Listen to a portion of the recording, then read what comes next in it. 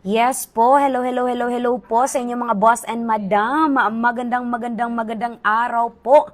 At syempre para po sa ating mga new customers po na nagtatanong kung legit po ba si Trend Booster PH, you can actually visit the official Facebook page po, Trend Booster PH, at makikita nyo po rito ang mga legit transactions po na ginawa ni Trend Booster. Ito po yung mga before and after po.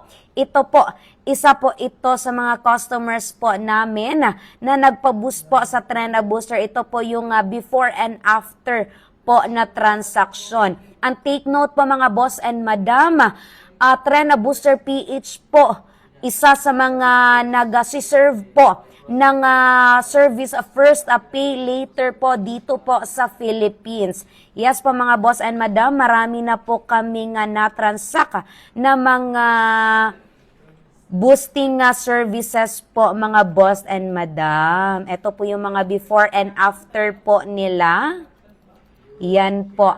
At syempre din po, makikita nyo din po dito yung mga honest feedback po ng amin pong mga customers.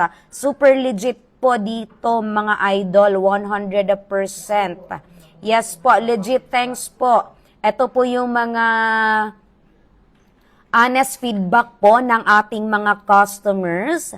Yan po. Once again po, sa mga new customers po namin na nagtatanong about po sa legitimacy ni Trend Booster, you can actually visit our official Facebook page, Trend Booster PH. Ayan po. Mag-message na po kayo mga boss and madam.